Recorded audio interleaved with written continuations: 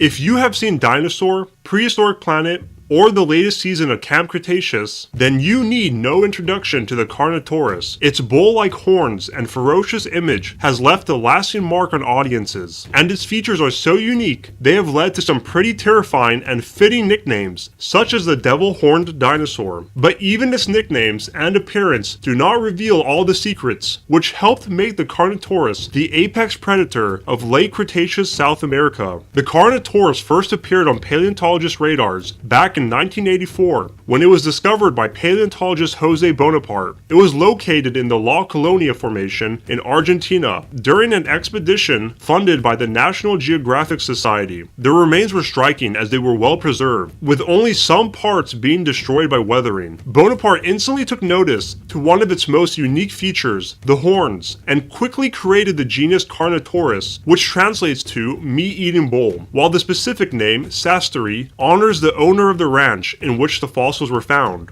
It was also eventually placed within the Abelisauridea, a family of theropod dinosaurs characterized by stocky hind limbs and decorated skulls. Despite possessing stocky hind limbs, the Carnotaurus was relatively light, yet quite large, being one of the largest of the Abelisauridea, with only the Pycnonemosaurus appearing to have been longer. The only known Carnotaurus was an adult that is estimated to have been anywhere from 24.6 to 26.2 feet in length, or 7.5 to 8 meters. And the weight is believed to have been anywhere from 1.33 tons to 2.1 tons, showcasing its light build. But no one was fooled by its lightness, thanks to its intimidating and decorated skull, with the most eye-catching piece being its infamous horns. Its horns were situated right above its eyes and were formed by its frontal bones, which extended to a length of 15 centimeters or 5.9 inches. It is generally agreed that keratinous sheaths would have been present, but there are arguments on whether the keratin actually made the horns longer, as some paleontologists think not, while others believe it made them extremely longer. Another area of debate about the horns is the function, a tricky one to answer as it is the only bipedal animal with horns on its frontal bones.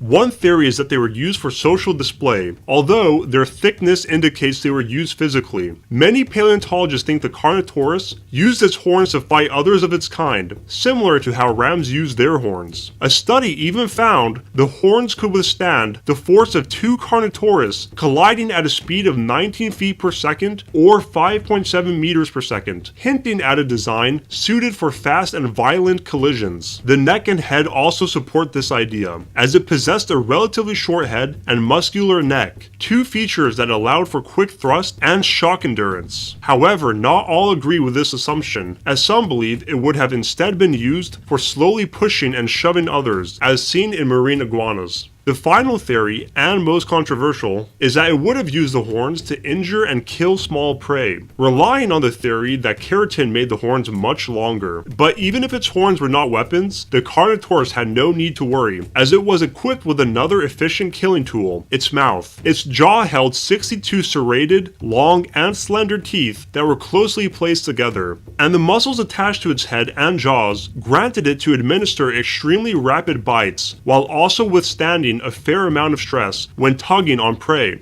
There is no argument that its mouth was deadly. However, the arguing starts on what it hunted. Many paleontologists think the Carnotaurus specialized in hunting smaller prey. In this scenario, Carnotaurus would deliver quick blows to small prey, essentially spiking them to death, while occasionally taking down larger animals, hinted by its ability to tug with immense power. One study supports the small prey theory, as it showed the Carnotaurus having a relatively weak bite force of around 3,341 newtons, less than that of a tiger. However, some consider this idea revolting, finding Carnotaurus to actually have been a killer specialized in large prey. This group theorizes that its bite force was actually much stronger than the study showed, and that it did not spike prey to death, rather incorporating a technique developed by the allosaurus. The short snout, serrated teeth, and stronger back skull were all traits found in the allosaurus, which killed large prey by attacking them with quick strikes that would tear them apart and induce death by massive blood loss.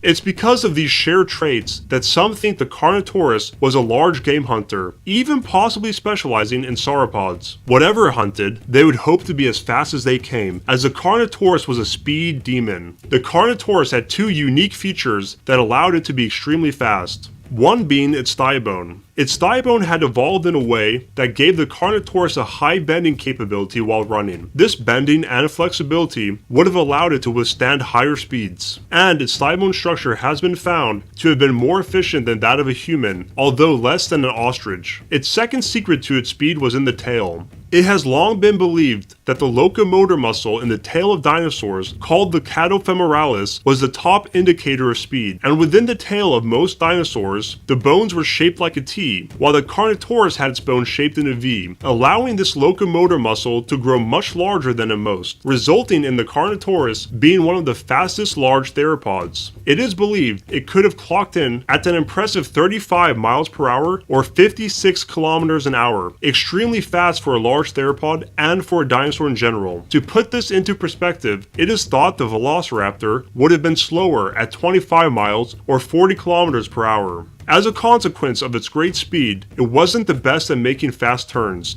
meaning it was kind of like a giant meat-eating bullet on a one-way street. It's because of this incredible burst of speed and lack of turning ability that paleontologists think it would have hunted by ambushing prey and running them down in more or less of a straight line.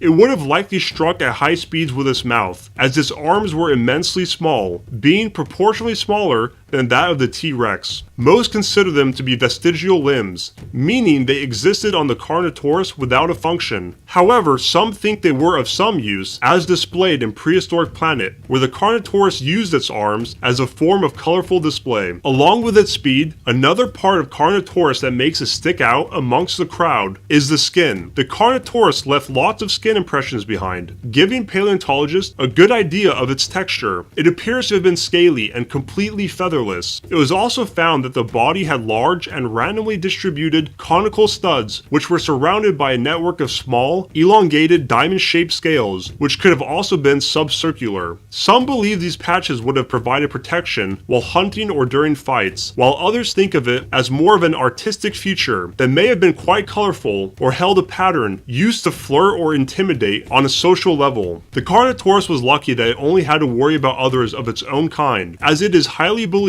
to have been an apex predator in its kingdom of what is now South America. Hailing from the La Colonia Formation, it is believed this theropod existed between 83.6 and 66 million years ago. The environment during that time was made up of partially enclosed coastal bodies of brackish water, with rivers flowing through, as well as tidal flats and coastal plains, where the climate would have most likely been a mix of dry and humid periods. One oddity about the Carnotaurus' habitat is that so far it's the only officially described dinosaur, so no one is sure what it specifically lived alongside or hunted. This being said, fragmented remains of hadrosaurs, sauropods, Ankylosauria, and other theropods, including a non-Carnotaurus abelosaurid, have been located in the formation. Along with the dinosaurs, other confirmed residents in the Carnotaurus' realm included 3 types of plesiosaurs and the same number of turtles, as well as numerous lungfish, crocodiles, snakes,